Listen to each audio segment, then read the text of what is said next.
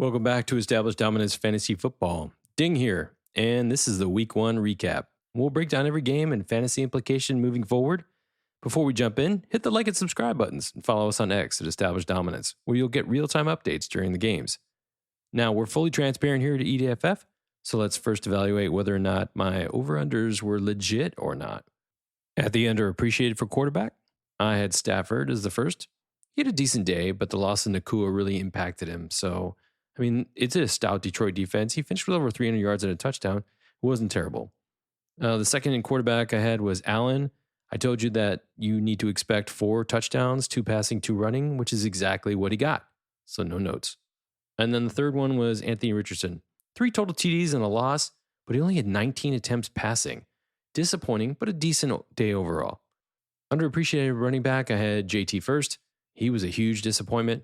He had a touchdown, saved a complete catastrophe overall, but he had no targets. No targets. That's a huge eye-opener, and that's going to scare a lot of people who grabbed him in the first or early second round. Najee Harris, man, when they threw Fields in, it destroyed his chances of a good day. I put it out on X. I said, hey, you need to look at him at RB2 today because Fields is a ball hog, and he runs all the time because he can't read defenses, and that is exactly what happened. Najee's in trouble moving forward if Fields can't figure out how to read defenses, which I don't think he can. So look out. The last is Derrick Henry. He had a disappointing day, but touchdown saved it. Again, still not a good day by his standards. He could have easily had 2 touchdowns. At wide receiver, underappreciated, Nico Collins. He was dominant again.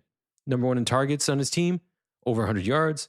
No touchdowns because Diggs vultured it all, but still a nice PPR day with almost 18. Michael Pittman, wow, massive bust of a day. Most targeted at 8, but he only had 7.1 points PPR. Probably the reason they lost. Richardson needs to find that alpha more. And then last, Jaden Reed, my call of the week by far. Everyone's just confused about who the number 1 wide receiver is in Green Bay. I'm not, never have been. It's Jaden Reed. And boom, 34 points PPR. Now Love's injury is a big problem for him moving forward. Let's hope Love comes back early. They're saying 3 to 6 weeks. All right, at tight end, Ingram. Now this is where my male culprit comes in. Huge bust. Man, I'm a huge Ingram fan. Number 2, overall tight end is what I said he was going to be. Total mistake. But I will tell you overall, tight ends had a rough week, unless you're Isaiah Likely. So I'm going to give him another week before I really panic, but I'm definitely worried. All right, and the second tight end was Gesicki. Coulda, woulda, shoulda. Dropped an easy touchdown. What a waste. Okay, let's look at the most overhyped of the week. I had Aaron Rodgers. Well, he doesn't play until tomorrow night, so we'll see. Then Joe Burrow, nailed it, complete bust. Lost to New England, embarrassing. Oh my gosh, I just, no words. And then Justin Herbert, he was terrible today. He got a late touchdown to the rookie, which was awesome, but they're a run-first team. Justin Herbert is not going to put up points to justify you starting him every week. A running back, overhyped, Kyren Williams. He was going up against a Detroit defense that was stout against the run. He did score 14.4, but it was a late touchdown. Decent, considering everything. They did handle him with almost 20 touches, but yeah, he definitely wasn't going to put up more than 15. James Cook, 22 touches, but only 13 PPR points. And why? Because Allen steals all the rushing touchdowns, just like he did last year.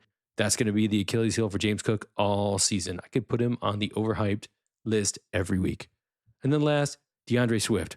Wow, absolute bust, just like I said. Caleb Williams is awful. Only 10 carries, 1 target. Bears are a train wreck of an offense right now with Caleb at the helm. All right, wide receiver, overhyped. Deontay Johnson, oh my gosh. There are people out there who are thinking that this guy should go in early in the 3rd round, and he's on Carolina. Carolina is an embarrassment, and their quarterback shouldn't even be playing right now. I have no idea how he got so much money, but he is exactly the bust that I said he would be. And everyone's thinking he's going to be like a top 10, top 15 receiver. No way. Bryce Young is terrible. I would say drop him, but you're going to need this guy for bye weeks, so hold on to him. Jamar Chase. He caught every ball that went his way. 6 for 62. Better than I expected, but no red zone looks, and he looked pathetic and out of shape, and his greed ended up costing Cincinnati the game. Guaranteed. Ayuk. Well, we'll see. He's on a snap count, though, so that could hurt. But that was my 3rd overhyped wide receiver for the week. I could be wrong. At tight end, Bowers. I was wrong here. He was better than anticipated. He went 6 for 58 PPR. That's pretty good. And he had the most targets on the team. I mean, think about who he's beating on Vegas to have the most targets. But then again, there's a good and a bad side of that. That means that Minshew can't get his wide receivers the ball. Goddard, only 4 for 31. It's better than Ingram. I'll take that one. And I own that one. But there's too many mouths to feed at Philly. All right. That's it for the over-unders. So pretty good calls overall. But, I definitely had some wrong calls there. So I own up to it. That's what we do here at EDFF. We're straight and honest with you. Okay, cool. Now let's take a look at the Sunday games individually and see what we can pick up on for our future matchups. All right, we'll start off with the Chiefs-Ravens. We covered that in the previous podcast, so I'm not going to go into that much at all. Okay, let's look at Eagles-Packers. Obviously, the big news in that game was the loss of Love for at least 3 to 6 weeks due to the injury. I mean, he had an underwhelming performance. Honestly, I didn't like that field. I don't think anybody did. It was garbage. You should have seen it after it was over. I mean, how many potholes can you put in that thing? Anyway, I'm not surprised he got hurt based on that. Jacobs, he had 18 touches. No touchdowns, as expected. All right, this is a throw-first offense, and they may lean on him a little bit more, but he had a decent amount of touches. Reed, I've already talked about him. He's elite. Dobbs, he led in targets. He only had 9 PPR points. And then Watson was almost non-existent. Tight ends, does Green Bay have them? I don't know. Anyway, moving on. Let's talk about Philly. Hurts, he had a decent game, but he was sloppy with the ball. 3 turnovers, just awful. Barkley, wow. I have him as a top 10 running back this year. I should have put him in like the top 3. He's already got 3 touchdowns. Huge monster game, and they are just feeding him. I am shocked. They still had enough to go around because A.J. Brown, 10 targets, 100 plus yards and a touchdown. Alpha standard, first round draft pick. And then Devonta Smith, nice PPR day, 7 for 84. So Hurts is getting the ball to his guys, which is awesome. And then Goddard, we already talked about. From a defensive standpoint, wasn't very defensive. And both these teams score a lot of points, so not really going to make a judgment there. All right, moving on to one of the train wrecks of the day. Vikings-Giants. Giants are really bad on defense. So bad they made Darnold look like a good quarterback. That's how bad they were. All right. Darnold, he was terrible. And that's saying something. Against the Giants, he had less than 250 yards passing, 2 touchdowns, and an interception. He had like 209 yards passing. That's kind of his standard. I warned you about this in the preseason. Don't go get this guy. Now, Jones had a nice day. They gave him 16 touches, 94 yards and a touchdown.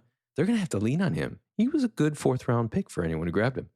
Now, JJ, I was shocked he got a touchdown. I'm going to be honest. 4 receptions, 59 yards and a touchdown. That's terrible for JJ. But wait until Darnold goes up against a good defense. I mean, you're happy if you walked away with that from Jefferson. Addison, rough day, dude. Ankle injury, re-injured it. I'm feeling bad for him. I hope the news is good, but it didn't look good.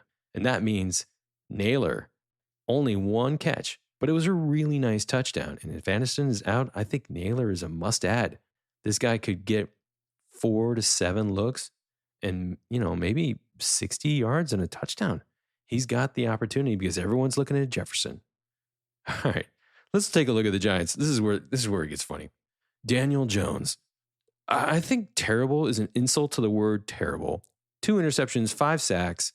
Grab every defense you can against the Giants. I mean, just game plan it out for the rest of the year and look for awesome opportunities to grab defenses that are available because this is just a juicy matchup. Singletary, as bad as I thought.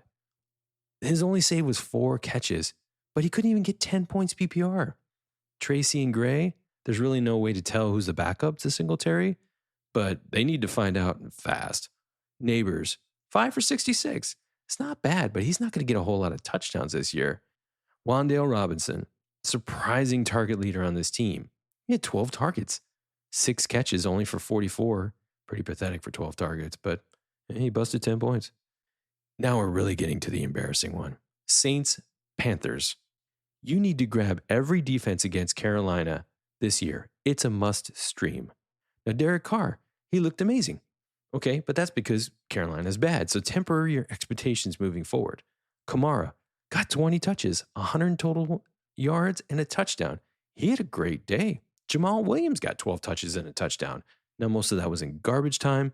Okay, so, take that note. They put Kamara down and let Williams finish it out.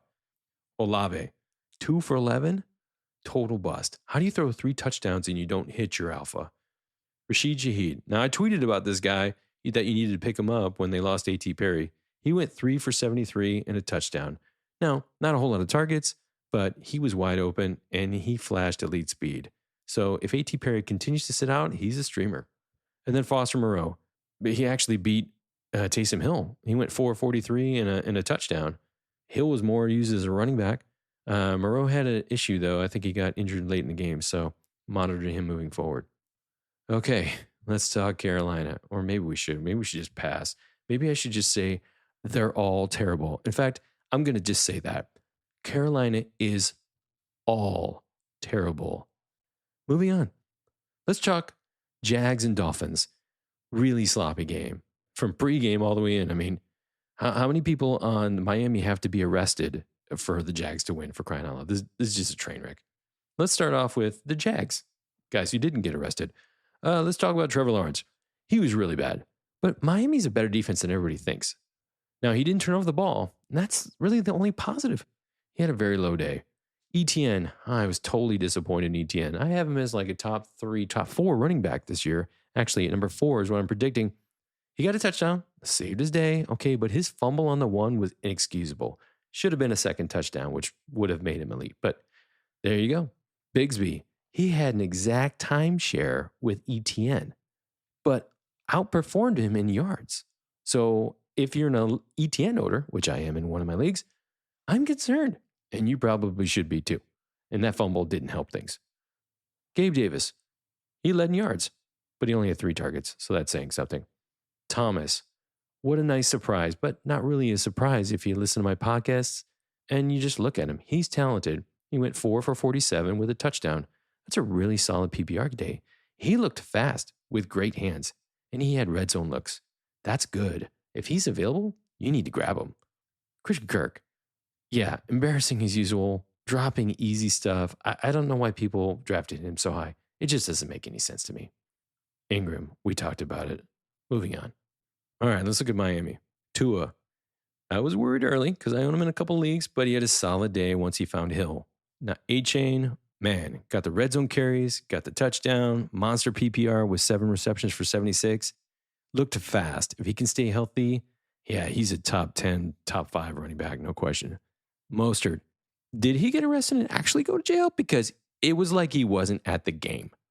I mean, here's a guy who put up 18 touchdowns last year and he barely saw the ball. I have no idea what's going on, but basically he should be on your bench.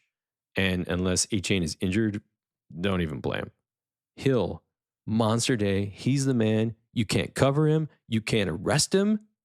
He's the man. Going to be number 1 wide receiver if he stays healthy. Waddle goes and gets a concussion and comes back and goes over for 100 yards. I'd watch his progress this year. That injury, I don't know. Did he have a concussion? NFL will look at it. As far as the defenses, both looked really solid. I gotta say, Jags stood up to Miami and made it tough on them, and vice versa. So they look like a pretty solid defenses overall. All right, Texans Colts. First Stroud, it was an underwhelming performance. No interceptions, so that's good. Sacked 4 times though, so that's pretty bad. Colts were definitely getting to him. Mixon, whoa, 33 touches for 178 yards total, averaging 5.3 a carry and a touchdown. Excuse me? What? I never saw that coming. 33 touches, no way. All right. They committed to the run. So if you're a wide receiver holder on this team, you're a little bit worried because Mixon's getting too much love. But I'll tell you what, you give Mixon 30 plus carries a game, he won't last past week 8. So they need to be careful. I doubt you see this again. This was a ceiling game for him. Collins, Nico, love him, led in targets and yards. He went 6 for 117, but Diggs, 6 for 33 and 2 touchdowns. Tank Dell, he's definitely the third look now. Not a whole lot of love there. And Schultz, I don't know. I think he played. All right. Richardson, he went 212 for 2 touchdowns and interception. It wasn't great, but he had 56 yards on a touchdown on the ground. That gave him a decent outing, honestly. JT, he rushed 16 times for 48 yards and a touchdown. No targets. We already talked about this. Pittman, wow. Led in targets, but 4 for 31. All right. Pierce, called it. Dude's got great separation, great speed, and that highlight reel catch that he made for an 80-yard touchdown, whoa. 3 for 125 and a TD on only 3 targets. It's probably an outlier, but hey, you got to love it when he has that much confidence in him. Adonai Mitchell had only 5 targets and 1 catch.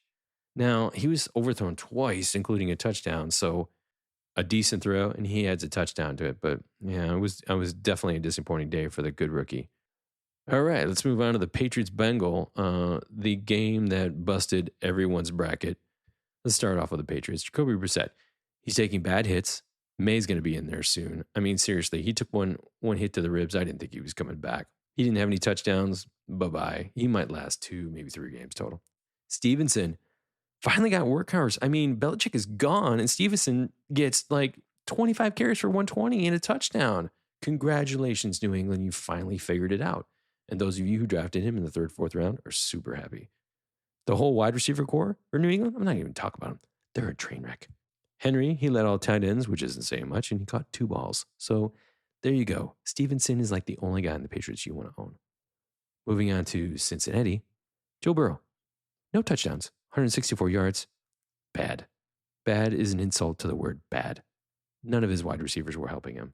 Now we know Chase is, faking injury or whatever he thinks he's got. He's got a new version of COVID. I don't know. Moving on. Moss, 9 rushes, 44 yards and a touchdown. 2 catches. That's not good usage. Why did they pay him all that money if they were going to give him 11 touches? Thank goodness he got a touchdown. That saved him. Chase Brown, he rushed 3 times for 11 and caught 3 balls for 12. Yeah, there's no timeshare there. Jamar Chase, he caught every ball that went to him. 6 for 62. I'm proud of him for doing that. But he was slow and greedy and cost him the game. Lascivious, 3 for 26. Ty Chase in targets with Higgins out. There's something to be there, but Burrow can't get him the ball. Gesicki we talked about, and then defenses. Don't read too much in these defense.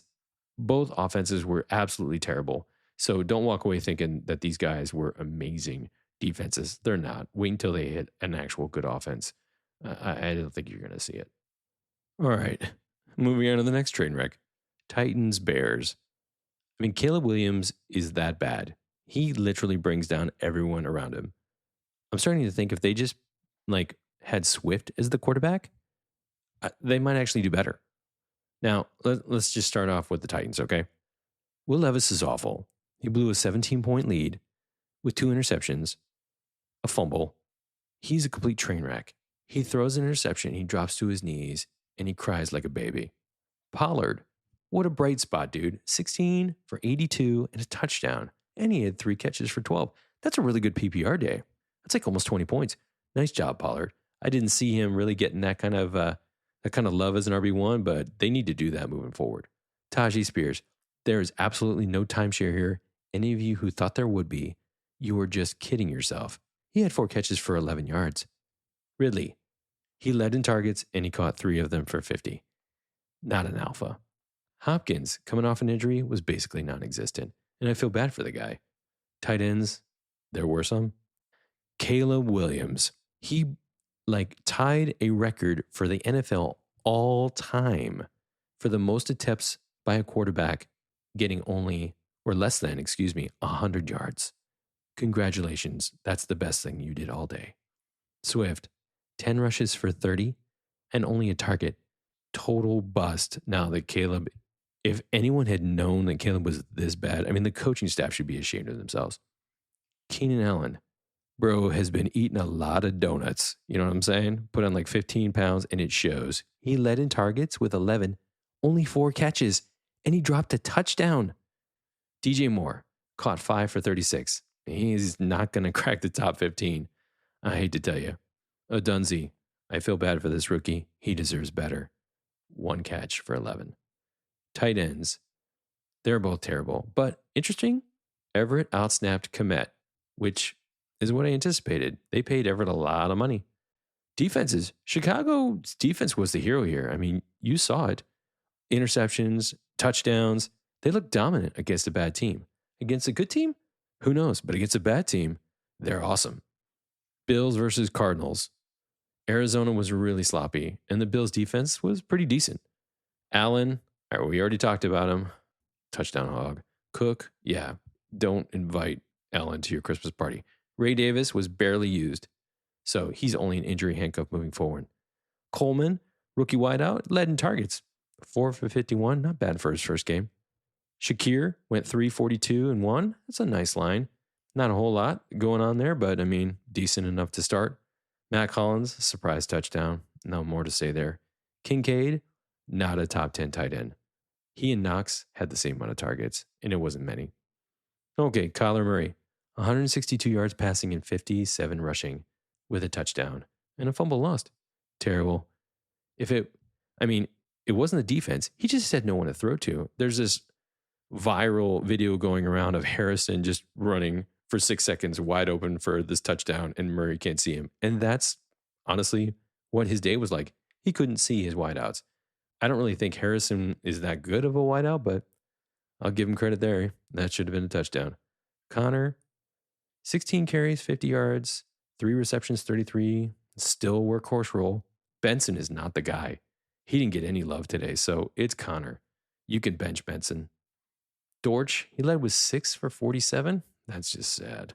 Harrison, we talked about. McBride, 5 for 30. That's a low day for him, but 8 points from tight ends was actually elite this week. Sad, I know. Buffalo, their defense was solid, and they hit 4 sacks. It wasn't elite, and let's face it, Murray's he's just not a good quarterback. So against a good team, I'm not sure Buffalo can hang. All right, moving on to Pittsburgh, Atlanta. Let's talk about Fields first. Last day change, right? Pittsburgh's been hiding it all the time. They're pathetic. That's the way they do it. They don't really tell the truth when it comes to injuries. He got out there. He's missing reads. He looks at the first guy. If he's covered, he runs. That's what he does. Okay? And he doesn't look at his running backs to dump the ball off. That's not what he does. He's pathetic. Harris, we talked about it. He was totally underused, and Warren wasn't even there. They didn't even use him. Now, he was coming off of an injury, so I get that. Pickens, that's the number one guy on the team. Fields looks at him all the time, throws him the ball, whether he's covered or not. He went 6 for 85, which is pretty good. Led in targets, so Pickens is a starter moving forward. Freiermuth got a big new contract. Really didn't give him much, 4 for 27. But let's talk about Boswell. Multiple 50-yard kicks. Grab him.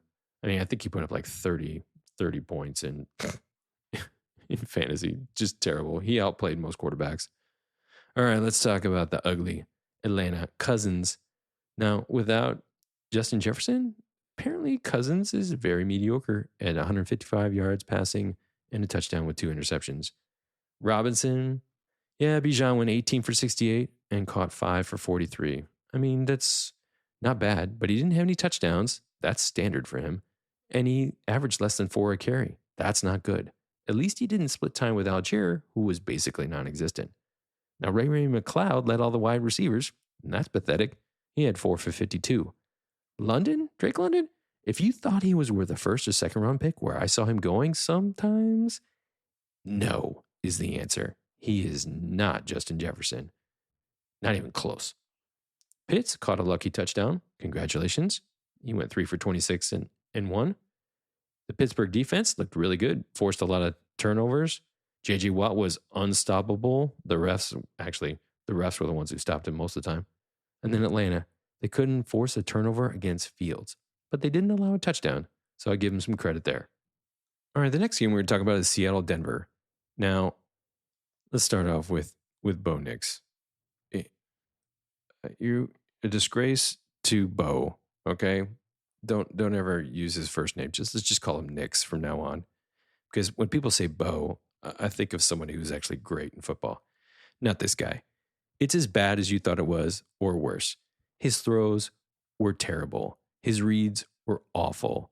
He had a garbage rushing touchdown at the end, and his Coaches begged him to do that so he wouldn't go home and cry to his mama. It was that bad.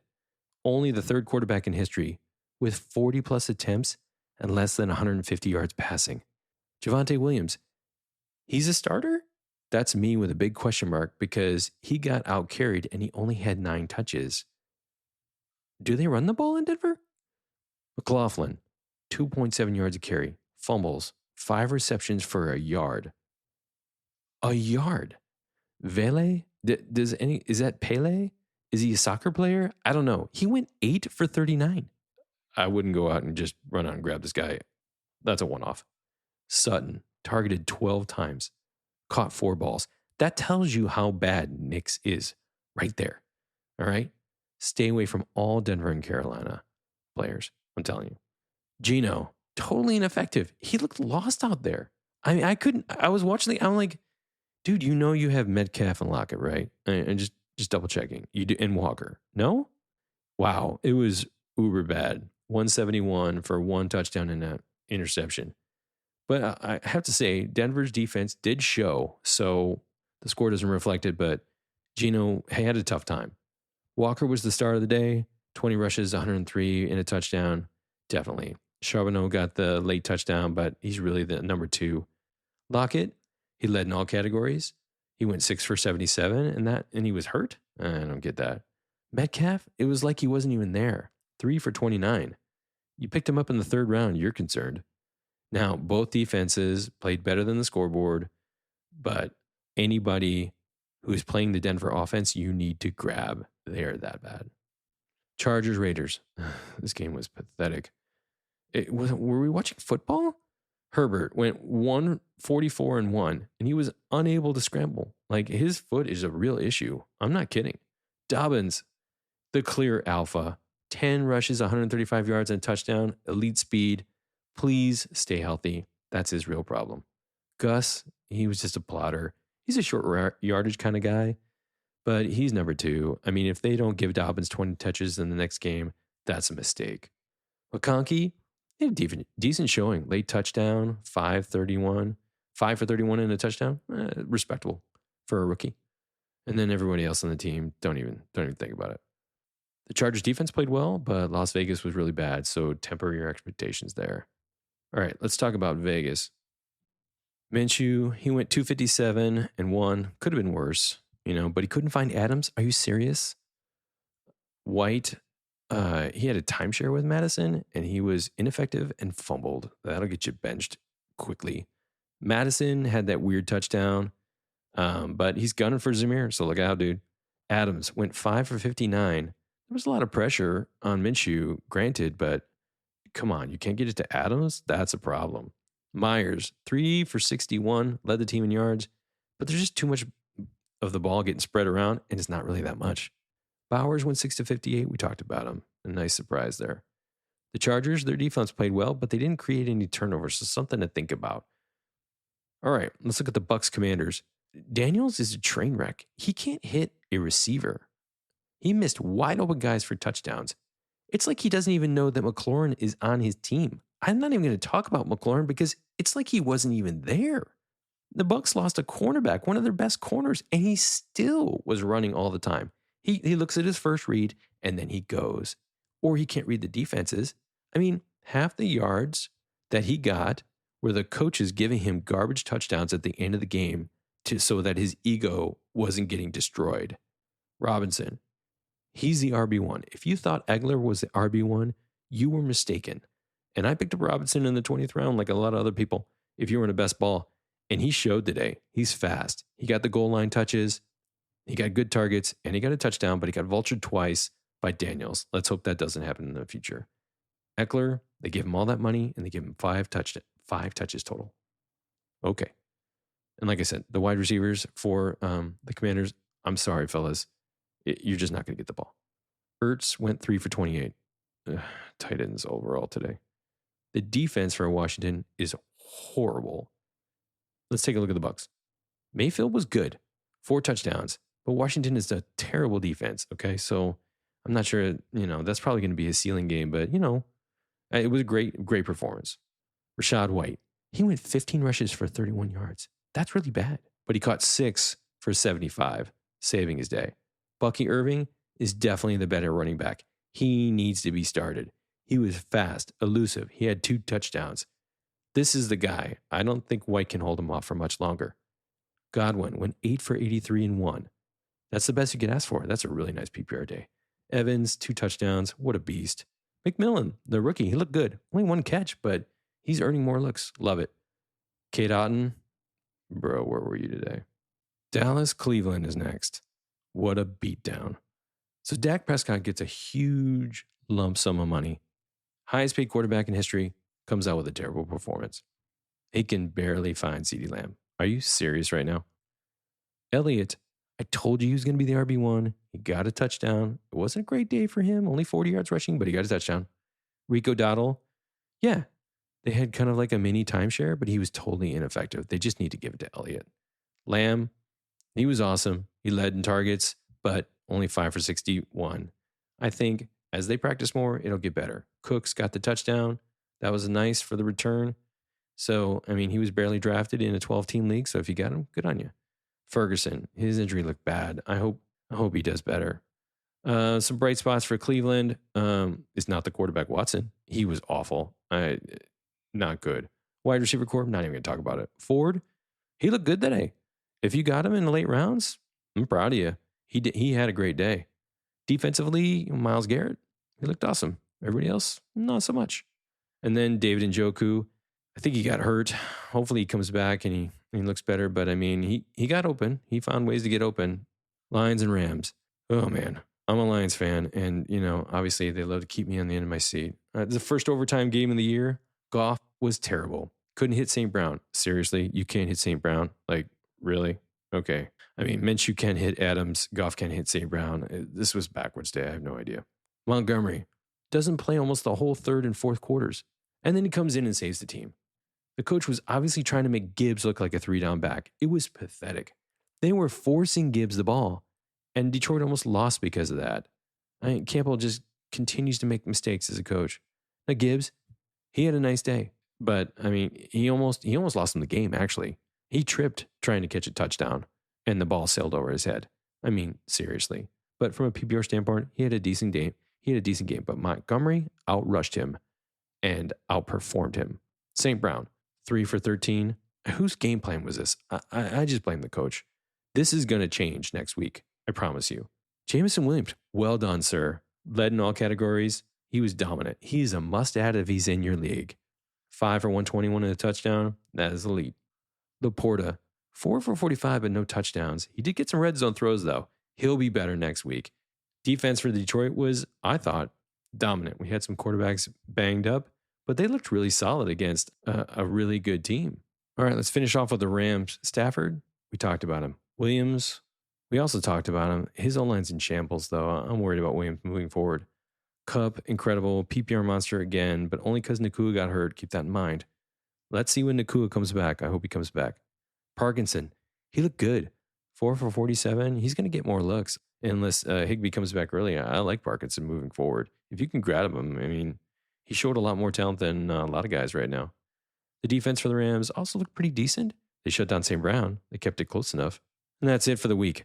My overall impressions, the rookie quarterbacks were terribly overhyped, completely ineffective, and worthy of dropping. That is bad. Kickers are apparently the new hotness, and they need to be drafted earlier now. And then tight ends are apparently non-existent, unless you have Likely on Baltimore. Now, it's only week 1. Don't panic. Give your team another week, unless you either have a really bad injury or you own any players on Carolina or Denver. Then drop them. Panic, because they're terrible. Open up the bench space, seriously. Just, you'll thank me later. And yep, it's week 1, and Dan Campbell is still a bad coach. I said it. And that'll finish this week's wrap-up. Before we sign off, I want to give a shout out to our men and women in uniform who protect the freedoms we hold dear. Thank you for your service and sacrifice. And finally, thanks for listening. If you enjoyed this episode, be sure to subscribe and follow us on X, YouTube, Apple, Spotify, or wherever you get your podcasts so you can stay up to date on our latest content. And until then, remember, established dominance isn't just a catchphrase, it's a commitment. Are you ready?